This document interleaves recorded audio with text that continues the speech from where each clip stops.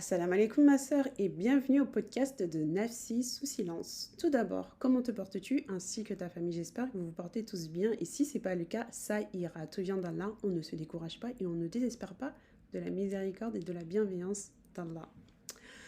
Alors, je t'invite à prendre place où tu te sens le mieux pour écouter le podcast du jour. Puis c'est parti, bismillah. Alors aujourd'hui, en fait, j'ai hésité. Je ne savais pas trop sur quelle thématique j'allais aborder aujourd'hui avec toi. Donc je me suis dit, c'est le mois du Ramadan, est-ce que je vais partir sur quelque chose d'assez difficile ou pas? Est-ce que je vais parler de quoi? Donc je me suis dit, je vais parler de quelque chose que j'ai vécu là récemment, il n'y a pas longtemps, euh, qui m'a beaucoup touchée, qui m'a beaucoup fait mal. Même si physiquement, alhamdoulilah, ça va beaucoup mieux, c'est beaucoup plus psychologique ou que ça devient un peu plus... ou c'est plus difficile en fait. Euh, donc je vais te parler de la fausse couche. J'ai malheureusement ou heureusement, j'ai envie de te dire, je sais pas trop, mais j'ai envie de dire heureusement parce que c'est Allah qui sait mieux que nous ce qui nous arrive dans la vie. Il connaît notre passé, notre présent et notre futur. Donc les choses qui y arrivent, c'est par la permission d'Allah.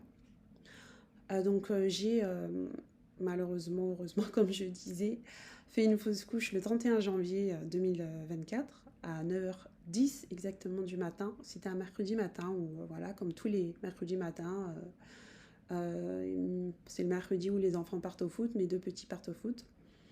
Euh, donc voilà, je me lève, je vais faire ma toilette, prendre ma douche tout simplement. Et puis, je remarque, je rentre dans la baignoire et je remarque que du sang. Donc, je perds du sang. Donc, à ce moment-là, je crie. Je crie, je me mets à pleurer. Et en fait, je comprenais pas ce qui se passait. Je comprenais pas, tout s'est passé tellement vite. Euh, on n'est jamais préparé à ce genre de situation. Moi, la première. Je suis maman de 4 garçons, donc toutes mes 4 grossesses se sont toujours bien passées, alhamdoulilah, j'ai jamais eu de complications.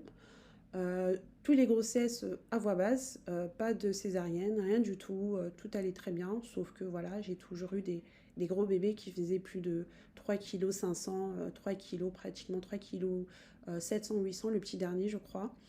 Mais voilà, tout s'est toujours bien passé. Là, c'était beaucoup plus compliqué. La fausse couche, je pleure, je crie, je ne voulais pas y croire.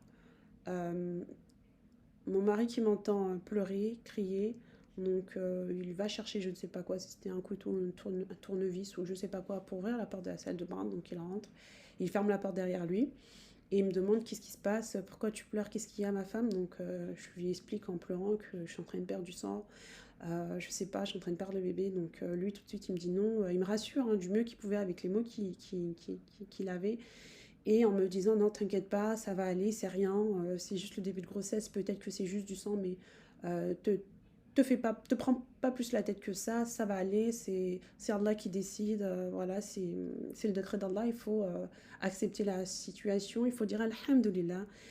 Euh, à ce moment-là je t'avoue, j'étais tellement dans la souffrance de, de me dire que voilà c'était peut-être la fin en fait, et que même dire Alhamdulillah, c'était, j'y arrivais pas. Je pouvais pas le dire parce que je me disais dire Alhamdulillah, c'est accepter en fait ce qui est en train de m'arriver à ce moment-là. Et que j'y arrivais pas, tout simplement. Parce que j'arrivais pas à y croire. Parce que on se lève pas un matin en se disant tiens, je vais faire une fausse couche. Personne ne pense à ça en fait. Et moi, je n'y ai pas pensé, pas une seconde. Je me suis dit ouais, je vais faire. Enfin, non, non. J'étais tellement impliquée. Je me rappelle un jour, mon mari qui me dit j'en suis sûre que tu as déjà trouvé des prénoms pour le bébé et tout. Je fais mais bien sûr que j'ai déjà trouvé des prénoms. Si c'est une fille, elle s'appellera comme si c'est un garçon, il s'appellera comme ça et tout. Donc j'étais vraiment J'étais imprégnée, j'étais vraiment dedans, j'étais à limite, je voulais même acheter des vêtements et tout. Et c'est mon mari qui m'a dit, toi, je te connais, hein, tu vas dégainer ta carte bleue, tu vas commencer à faire des achats et tout. Il m'a dit, non, non, tu n'achètes rien, on attend encore un peu et puis on verra par la suite et tout. Donc je me suis retenue. Et sauf que ce mercredi-là, ce 31 janvier, euh, c'était la fin en fait. Euh, C'était la fin. Et donc, par la suite, mon mari me dit, bah écoute, les enfants vont partir au foot. Dès que les enfants partent au foot, on va aux urgences, quoi. On va aux urgences. On voulait pas que les enfants sachent ce qui se passait, même si mes enfants m'avaient entendu pleurer. Donc, il m'avait posé la question quand je suis sortie de la salle de bain, maman, ça va? Pourquoi tu pleures? J'ai fait, non, non, ça va. Je me suis juste fait mal, mais ça va. Et donc, mon fils aîné, enfin, mon deuxième fils de 16 ans, part accompagner les deux petits au foot. Et dès qu'eux partent, moi, je m'étais déjà apprêtée et avec mon mari. Donc, dès qu'eux, ils sont partis, 10 minutes après, nous aussi, on est partis aux urgences. Durant le trajet, ça a été très, très compliqué. J'étais dans la voiture, je ne parlais pas, j'arrêtais pas de pleurer. Je pleurais, je pleurais, je pleurais. Mon mari qui essayait de me consoler, qui essayait de, de, de m'apaiser, mais ça ne marchait pas, j'y arrivais pas. Et plus il me parlait, plus ça m'énervait, plus ça m'aidait pas en fait. Et à un moment donné, je lui ai dit, s'il te plaît, arrête, arrête. Et donc on arrive, le pauvre, hein, il avait rien à se reprocher vraiment, alhamdoulilah. Mais j'étais tellement dans le mal et je comprenais pas et j'avais l'espoir en me disant que voilà, c'est le début de grossesse, donc ça peut arriver. Et puis il faut savoir que la fausse couche, ça touche 15% de femmes en fait. 15% de grossesse se termine. Et que 1% de femmes font des fausses couches pardon, à répétition. Donc c'est quand même énorme. C'est quand même énorme. Donc moi, je m'étais pas du tout préparée psychologiquement à la fausse couche ou quoi, ok, pas du tout, pas du tout. Et donc, quand on arrive à l'hôpital, on arrive aux urgences, donc j'explique la situation. Donc voilà, les urgences, tu connais ma soeur, c'est très compliqué, c'est plus d'une heure d'attente, plus de 2 heures d'attente. Donc quand j'arrive, la dame m'explique qu'il y a plus de 3 heures d'attente. Dans ma tête, voilà, je m'y attendais déjà, quoi. Je me disais pas, bon, je vais arriver tout de suite, on va me prendre, quoi. Donc je me suis dit non. Voilà, les urgences, c'est comme ça, quoi. Tant que tu perds pas un bras ou tu perds pas un œil ou quoi, ok, tu dois patienter comme tout le monde. Donc j'étais pas un cas urgent, on va dire. Donc j'ai dû patienter sagement durant plus de 3 heures dans le stress, dans la peur, dans l'angoisse. J'étais tellement mal. Et qu'au final, c'était à mon tour, donc je rentre dans la pièce avec mon mari.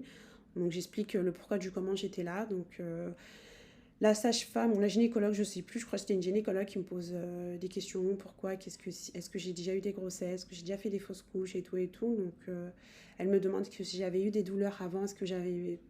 Enfin, plein de questions en fait sur le moment où j'étais tellement fatiguée, je voulais juste savoir comment allait mon bébé.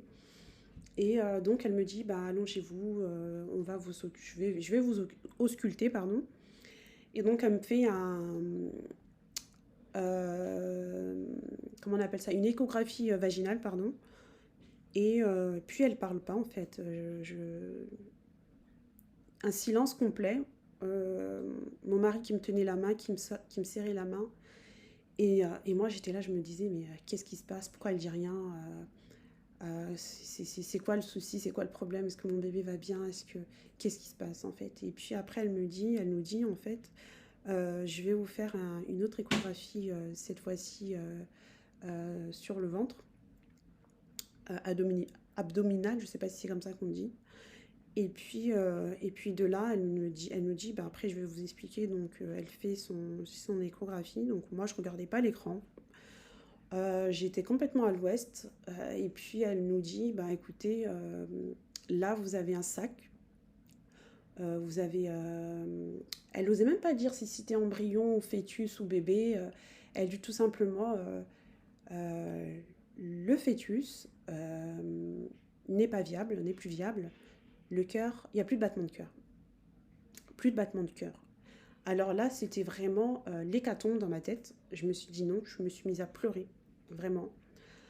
J'étais tellement mal et tellement triste. J'étais tellement envahie de tellement de sentiments. tellement de sentiments de tristesse, de colère. Et elle a eu cette bienveillance quand même de sortir de la pièce et de nous laisser quelques minutes avec mon mari. Et le pauvre, il essayait de me consoler en me disant, me consoler, pardon, en me disant, t'inquiète pas, ça va aller, ma femme. T'es encore jeune, on aura encore d'autres enfants, t'inquiète pas. C'est le descendant d'Allah, c'est Allah qui a décidé. Faut accepter, il faut dire Alhamdulillah, c'est peut-être un bien pour nous. Si Allah elle a décidé comme ça, c'est que c'était un bien pour nous. Peut-être que cet enfant-là, c'était pas un enfant qui était viable. Peut-être qu'il y a eu un souci par-ci, par-là. Donc il me disait tellement de choses pour me consoler, pour me rassurer, mais ça ne m'aidait pas en fait. Ça ne m'aidait pas du tout sur le moment. Et la gynécologue revient dans la salle, donc elle nous explique le protocole à suivre à partir de ce moment-là, que j'avais le choix, soit ça allait s'évacuer naturellement, soit il fallait que je devais revenir à l'hôpital pour faire un curetage, ou soit prendre des médicaments. Donc c'était ces deux options-là qu'elle nous offrait, en fait. Et puis à un moment donné, elle parlait en fait, vraiment au début quand elle nous parlait, moi j'étais pas là. J'étais là, mais mon esprit il était tellement loin, j'entendais plus rien. J'entendais comme si on me parlait, mais de loin en fait. J'entendais juste des échos. J'étais tellement vide à un moment donné, je regardais dans le vide. J'étais plus en capacité d'écouter ce qu'elle me disait. C'était mon mari en fait qui était à côté de moi, qui prenait les informations. Et puis à un moment donné, mon mari m'appelle, je crois, et puis je reprends entre guillemets conscience en fait. Je reviens et puis je commence à écouter ce qu'elle me dit. Donc elle nous prépare, elle nous explique le protocole. Et donc voilà, elle me donne les ordonnances, les prises de soins à faire et tout. Donc je devais revenir la semaine d'après. Euh, donc malheureusement, cette même semaine où j'ai fait ma fausse couche, mon mari devait partir pour du travail à l'étranger. Euh, et je me suis retrouvée en fait seule durant toute une semaine. Heureusement, il a pris l'initiative d'appeler ma mère pour lui expliquer la situation, mes parents. Et mes sœurs ont pris le relais, sont venues à la maison, quoi. Elles sont venues chez moi pour m'aider, pour m'accompagner. Ma mère est venue aussi. Mes parents sont venus pour m'assister. Comme lui, il devait partir le lendemain, donc je me suis retrouvée seule. J'étais vraiment tellement triste. Euh, Ça a été très compliqué, très compliqué. Donc après, il a fallu rentrer à la maison. Euh, et je n'avais pas la force d'expliquer aux enfants ce qui s'était passé parce que les quatre savaient que j'étais enceinte. Les deux grands le savaient. Donc, enfin, expliquer aux deux grands, c'était beaucoup plus facile, même si, même les deux grands, quand je leur ai expliqué, j'ai dû réexpliquer plusieurs fois pour qu'ils comprennent c'était quoi la fausse couche, parce qu'ils ne comprenaient pas. Et c'était encore plus difficile à expliquer aux deux petits. Et c'est ça, en fait, mon regret. À un moment donné, je me suis dit, j'aurais peut-être pas dû leur dire aussitôt que j'étais enceinte.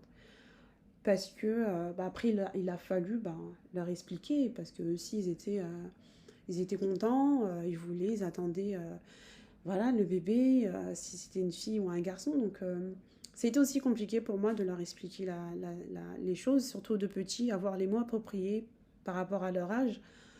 Et c'était difficile. Donc, pour les deux grands, je leur ai dit, je crois que le lendemain, enfin, c'est mon deuxième fils qui est venu me demander le lendemain qu'est-ce qui s'était passé parce qu'il m'avait entendu pleurer, donc je lui ai expliqué.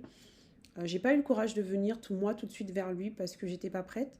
Et je me donnais en fait le temps de lui expliquer la situation. Après, j'ai mis, je crois, une semaine à peu près pour informer les deux petits de ce qui s'était passé. Donc, j'ai essayé d'expliquer avec des mots assez simples pour pas les perturber. Donc, c'est passé, ils ont compris la situation. Mais ce qui est difficile dans une fausse couche, c'est le après en fait.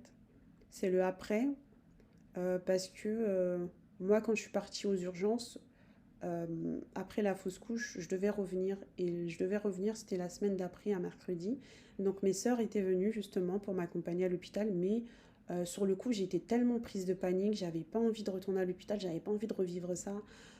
Faut savoir que je suis partie aux urgences maternité, gynécologie, et il y a pardon, et il y a aussi des femmes enceintes en fait. Ça veut dire que quand j'y allais, ben, les fois où je suis partie, j'étais en face de femmes enceintes. Donc moi qui venais de perdre mon bébé, c'était difficile pour moi d'être en face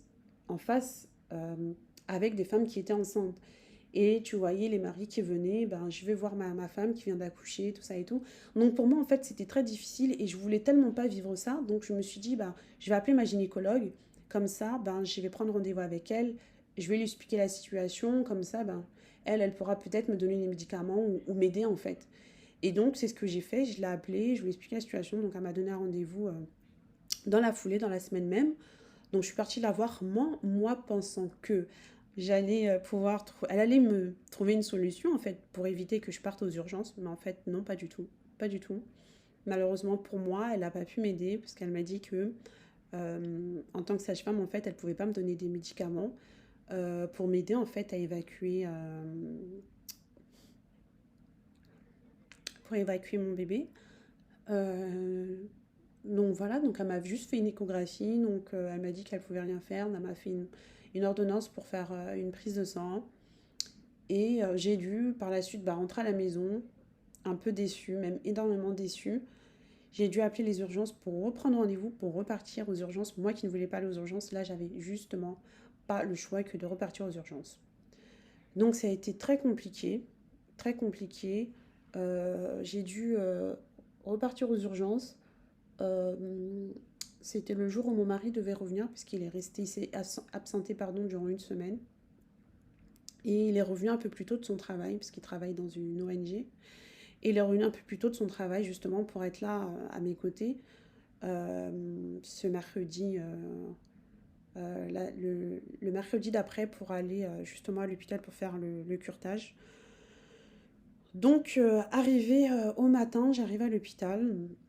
Je vais aux étages où je devais être, où j'avais ma chambre en fait, puisque moi, je pensais que j'allais sortir en fait le jour même, hein. Je me disais, bon, on me donne les médicaments et puis je rentre chez moi en fait. Bon, en fait, au final, non, c'était pas ça. En sachant que enfin, la gynécologue que j'avais vue aux urgences m'avait proposé à savoir s'il y avait quelqu'un à la maison. C'est-à-dire qu'elle aurait pu me donner en fait les comprimés à prendre à la maison, mais il fallait, la condition c'était qu'il devait avoir un adulte avec moi au cas où si j'avais des saignements abondants ou des douleurs ou quoi au caisse, qu'on puisse m'amener d'urgence aux urgences. Mais sauf que quand elle m'a posé la question, je lui ai dit non, je suis seule, mon mari n'est pas là. J'étais seule avec mes deux fils. Donc elle m'a dit que non, c'est pas possible. Donc elle a préféré me donner rendez-vous aux urgences, à l'hôpital. Donc j'ai dû revenir aux urgences à l'hôpital.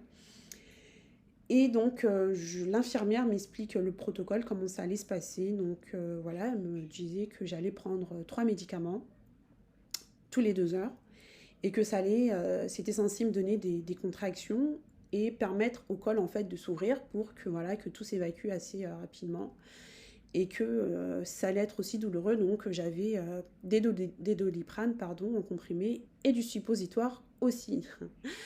Donc c'était vraiment le comble. Donc quand elle me montre le suppositoire, donc je lui pose la question à savoir le suppositoire c'est pourquoi faire en fait. Jusqu'à là en fait je me rendais pas compte que ces médicaments-là allaient vraiment me donner des grosses contractions, que j'allais vraiment avoir très très mal. Je m'y attendais pas. Donc elle m'explique que, le suppositoire c'est pour au cas où que les comprimés, les Doliprane ne fassent pas assez effet que je pouvais utiliser le suppositoire. J'ai fait ok, c'est à ce moment-là où je commençais à me dire ça va être compliqué. Je vais douiller. Et j'ai douillé. Je peux vous l'assurer, ça a été très dur, physiquement, psychologiquement. Alhamdulillah, mon mari est arrivé vers les alentours de 11 heures par là. J'avais déjà pris 2 comprimés, enfin un comprimé. Et donc le premier comprimé, en fait, j'avais des mini-contractions. Ça me faisait pas plus mal que ça, en fait. C'était assez... ça allait, ça allait. Le deuxième comprimé, 2 heures après, là, ça commençait un peu à être un peu plus... les contractions devenaient un peu plus douloureux. Et là, je perdais du sang, mais pas énormément, en fait. Donc, l'infirmière me dit, bah écoutez, il reste un dernier médicament à prendre. Si ça ne fonctionne pas, vous allez devoir rester hospitalisé. Donc, on va devoir faire le curetage le lendemain. Donc, moi, espérant que je me disais, bon, le dernier médicament que je vais prendre, pardon, va faire effet, que ça va fonctionner. Mais en fait, au final, ça n'a pas fonctionné. Et là, ça a été le troisième comprimé, ça a été le commencement du commencement. Ça a été très, très, très dur, psychologiquement, physiquement. J'en ai vraiment bavé. Mais quand je dis bavé, c'était horrible. C'était horrible, les douleurs que j'ai pu ressentir à ce moment-là. C'était vraiment horrible. Alors, ma sœur, je vais m'arrêter là. Je vais m'arrêter là. Je ferai la suite à un autre moment. C'est vrai que là, ça m'a un peu secouée. Je vais faire une pause, ça m'a un peu secouée. Je reprendrai une autre fois la suite. Euh, je suis vraiment désolée. Là, j'essaie de reprendre mes esprits. Mais alhamdoulilah, ça va. Mais c'est une épreuve, hein. C'est une épreuve qui n'est pas évidente, qui n'est pas facile. Mais c'est Allah qui sait mieux que nous de ce qui est bien pour nous ou pas. Et on doit accepter les choses. On doit accepter les choses.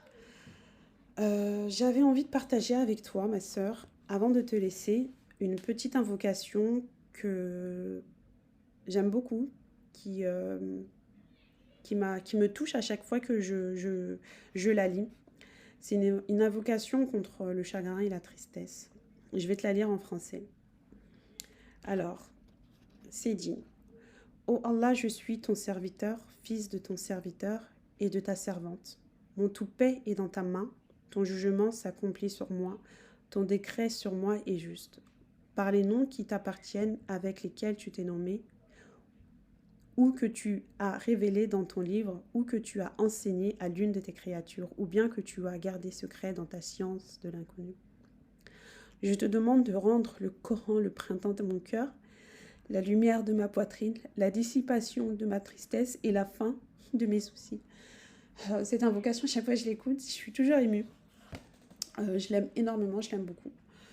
Donc voilà ma sœur, sur ces mots, ma sœur, je te dis à très vite. Porte-toi bien, qu'Allah accepte notre jeûne. Amin. Ta sœur Fila Abi.